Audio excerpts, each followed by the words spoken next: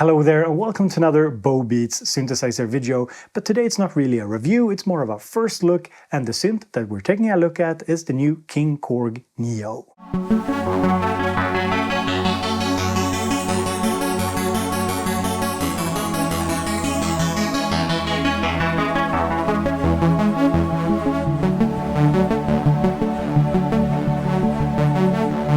And a big thank you as always to Korg for sending over the King Korg NEO so I could make this here video for you all. So to my understanding, this is Korg's physical reimagining of the King Korg, which is no longer available. So they took the sound engine from the King Korg, put it in a new, sleeker, smaller body, and they also include this kind of microphone for the built-in vocoder.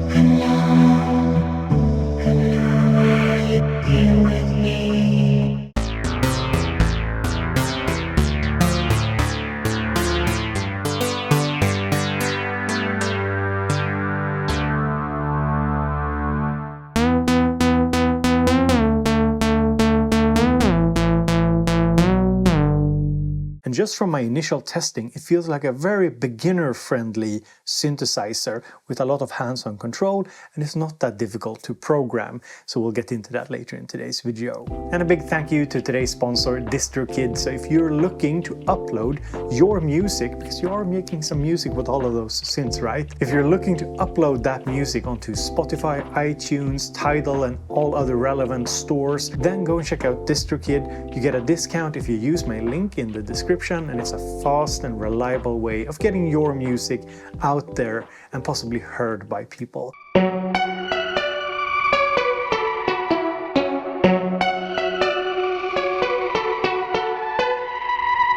So what is the King Korg NEO? Well, it's a digital synthesizer, and on the original King Korg there was actually this vacuum tube drive thing that they don't have on this unit here, so it's a purely digital synth. And there are literally hundreds of oscillators to pick from, and you don't only have hundreds of different oscillators to choose from, you can have 3 oscillators per timbre. So there's 2 timbres here, so you can either split them on the keyboard or stack them, and we'll get into that later. And there's also plenty of filters to choose from low pass to high pass to band pass. And there's 3 effect slots, some master effects. So we have distortions, we have some sort of mod effects, chorus flangers and so on, and reverbs and delays.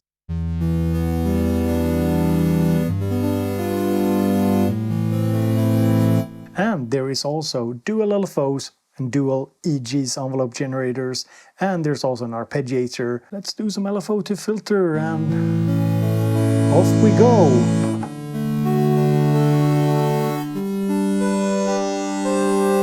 And the total voice count is 24, just like on the old King Korg. So this is not the most powerful synth out there in terms of specs. Instead, it's a combination of being a really accessible, easy to use synthesizer with a pretty deep oscillator and filter section that lets you sculpt sounds and make some pretty interesting sounds. So here are some more sound demos. This I really like.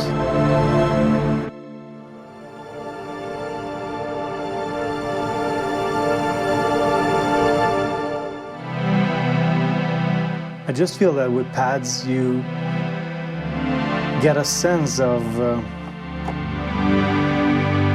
what's possible in terms of sound.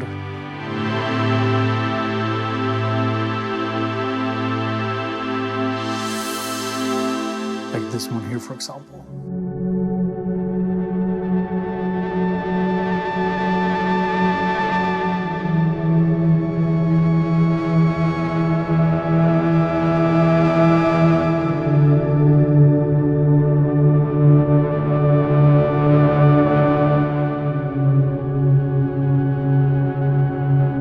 I think that with pad sounds you hear more of the character, the personality of a synth and what's kind of possible in terms of modulations.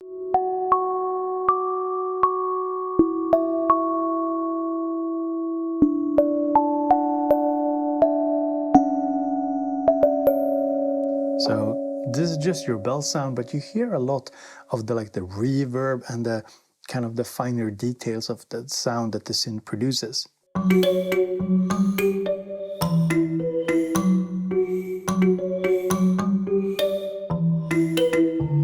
that's another pretty cool sound that sounds a little bit different, which I like. I think we got a little sync sound here.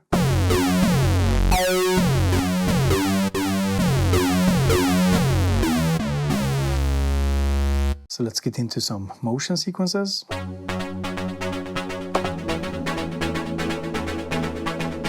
So pretty standard stuff.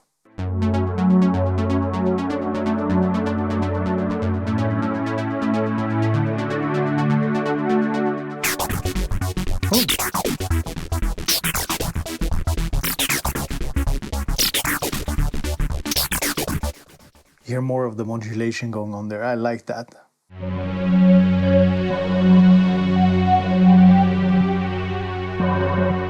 So when it comes to bass, I do feel that the digital synths often have a little bit of an advantage over the analog ones, especially because you have a lot more waveforms to choose from, and often you can set different kinds of filters.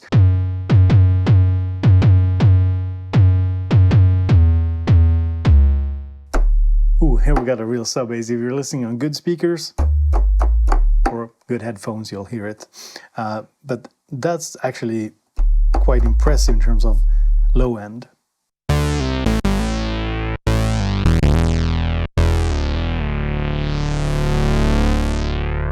Alright, so let's try out the vocoder.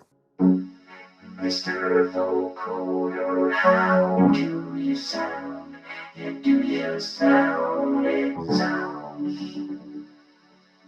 pretty good. You and me, we came from the start, and the start. You and me were looking for love. So let's take a little look here at the vocoder. So I have enabled it here. We got mic level, microphone input. I do think you get mic with it. And then we can just select an operator and do like white noise maybe. And Hello, that voice is going through. Let's turn on this reverb thing here. second oscillator.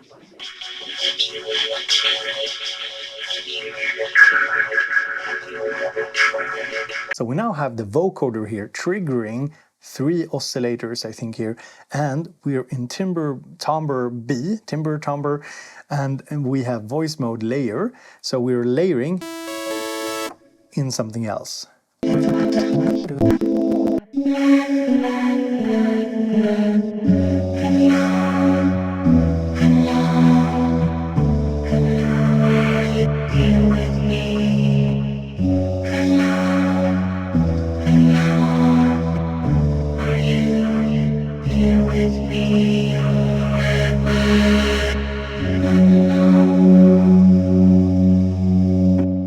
So I played around a little bit more with the vocoder, and let me just say, this is a super easy synth to program. It's probably the easiest synth that I've ever used. It's not the deepest, it's not the best sounding, and there's a few things here that I'm really missing, but it's just super easy to use. So what I've done here is I split the keyboard, I play the vocoder with this side, and I play another sound here, a unison sound. For that sound we have the decimator turned on, it's a form of distortion, we have the chorus, and we have the hall reverb. And here I have a little vocoder. It sounds like this and it goes like this. This is an example of a vocoder. No one hears what I sing, but till it's chord. When I first got this synth, I didn't understand it. I didn't understand who it was for, but now I get it. It is for the same people who would buy a micro Korg. And that's a big group of people. So what we have here is an easy to use synthesizer with a pretty deep synth engine. You can make a ton of different sounds with it. It's easy to sculpt sounds on it. It's actually pretty fun to use. And without putting any type of moral value into this statement, this is a very musician-friendly synthesizer. It's a synthesizer that you can use even if you don't know what the different oscillators are, or if you don't really understand the differences between the different filter types. It's very straightforward to use, and I think that's the whole selling point. So next up, I'm gonna make a little patch from scratch, just taking you through the synth and explaining a little bit how it works and kind of what to expect from it.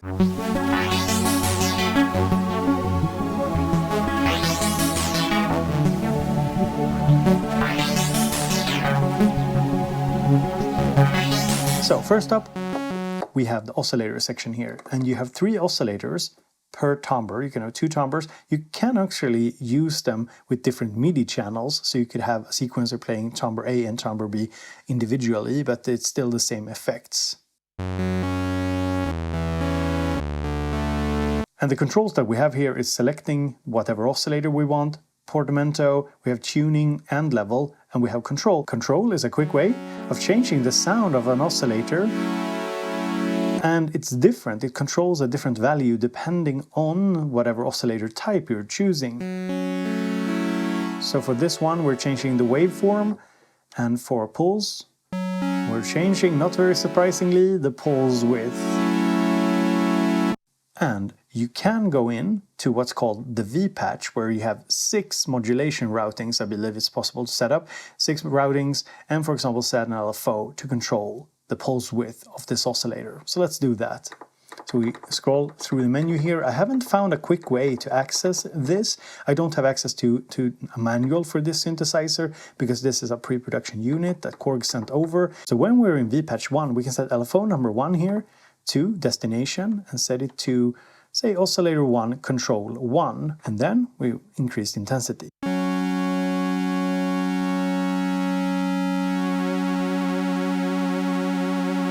Over here we have control over the LFOs 1 and 2 and the frequency of it.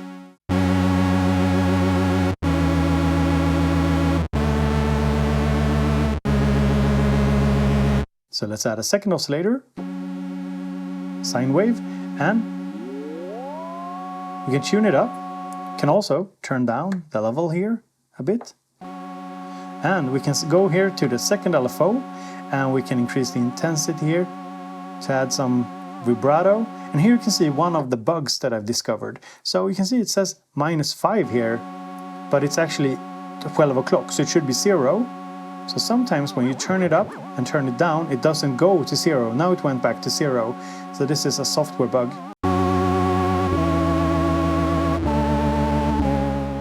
So I just wanted a bit of vibrato there. So now let's move over to the filter section. And here's a missed opportunity. These screens could have been used to show something else than just a name. For example, on oscilloscope here for the oscillator, and for the filter, a graphic of the filter, like a representation of what the filter is doing. So there's multiple different filter types. They're all emulation, they're all digital, but some actually sound really good because they handle self-oscillation really nicely.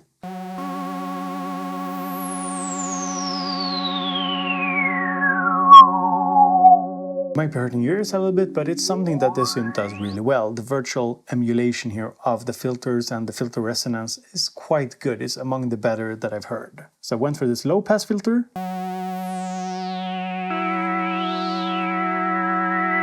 With a bit of resonance. I think it's an Oberheim filter. And here's the amp section, basically level here. We have unison, so we can turn that on if we want to and see what it sounds like. So for the unison here, we can set number of voices. I've set it to 3. We can detune, and we can also spread the sound.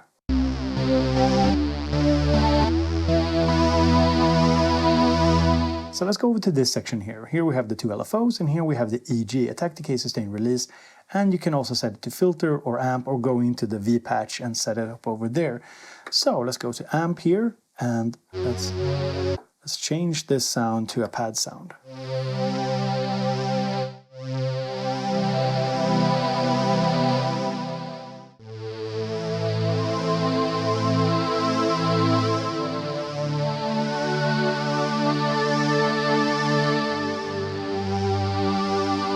Pretty good, and we haven't even added any effects yet. So here we have the 3 effect slots. They can be assigned to either be off or be for only timbre A or timbre B or both. So here we have the first one. It's basically a bunch of distortions and tone shaping characteristics. We're gonna try the decimator on this sound. So it's set to A. We can break the sound totally.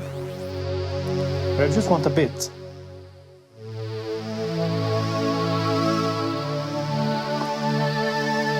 Adding a bit of crunch. We can also use the EQ here to shape the sound a bit, add a bit of lows.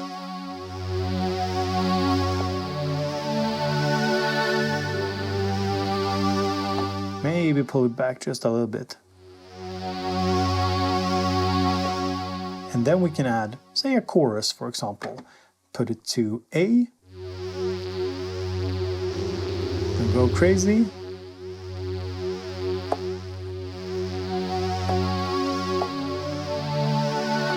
And here we have the third effect, so reverbs and delays. So let's try a BPM delay here, set it to A.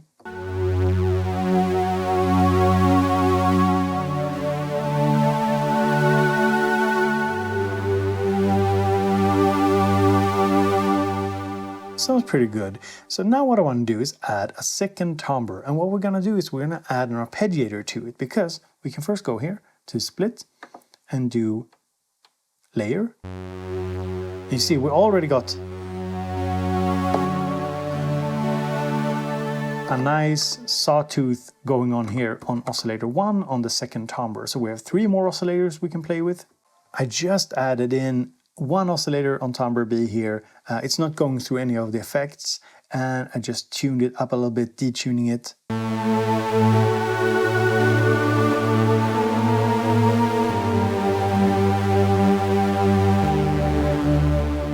Okay, that's kind of nice, but what I wanted was an arpeggiator. So press ARP here, we can set the tempo, let's go down a bit, 85 perhaps, and we can set it to timbre B. And what I also did now is went to timbre A, oscillator 3, white noise. I set up a V patch that uses an LFO to control the level a bit.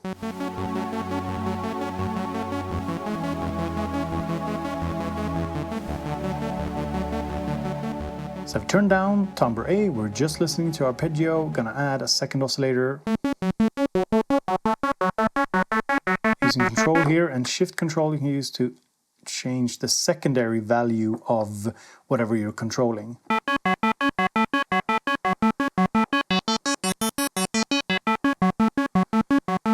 And we can set up a V patch to control the control knob as well.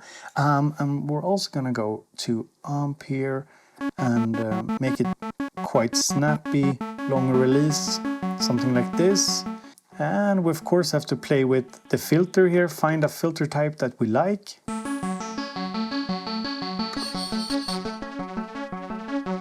Oh, what's going on here? Kind of unintentional on my part, but this sounds kind of cool. And we're gonna set up a V patch. We're just gonna set up LFO1 to oscillator 2 control.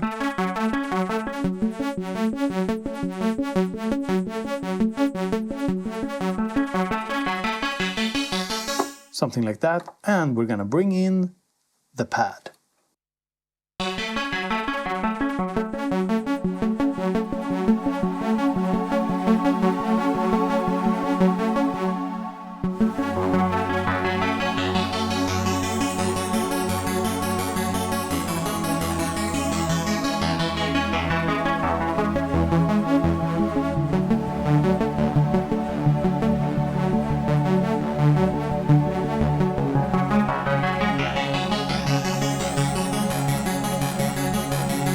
So beside the V patch here being a little clunky to use, I wish there was just a nice little routing matrix or something physically on the unit, like we've seen on Micro and Mini Freak, for example. Beside that, it's a very, very easy synth to program. Let me just do a few more tweaks and then I think the sound is done.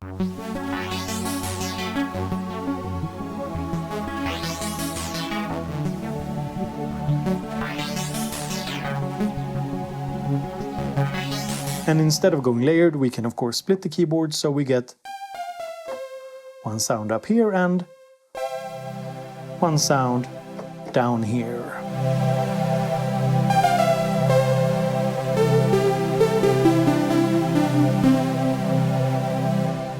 Now I do have a bit more to share about the synth here, but first a quick word from today's sponsor, DistroKid. Releasing your music shouldn't be difficult, and using DistroKid is super easy and is a fast and reliable way of getting your tracks onto Spotify, Apple Music, Tidal and other relevant stores. And one thing that I really like is that you pay once a year and then you can upload unlimited amounts of music. One feature that I really like is the hyperfollow feature. So when you've uploaded your music, you get a custom page. DistroKid does this automatically. On that page are links to where people can find your music in different stores. You can just share that one link instead of sharing like multiple links to different stores. So it's just a place where everything's gathered. So if you want to go and check out DistroKid, use my link in the description. You not only support my channel, but you also get a discount. So go and check it out. So that's the King Korg NEO, and you let me know down in the comments if this is a synth for you or not. I'm always curious to hear your thoughts on whatever synthesizer I'm showing off.